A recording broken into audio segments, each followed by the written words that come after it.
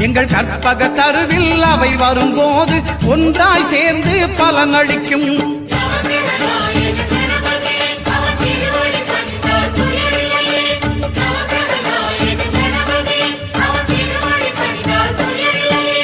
ஒன்பது கோளும் ஒன்றாய் காண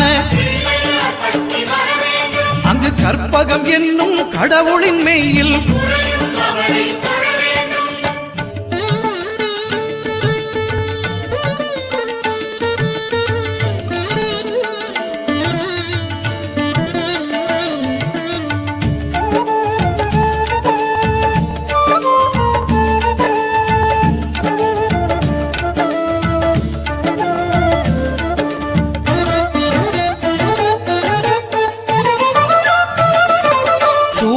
பகவான் ஒளிமுகம் காண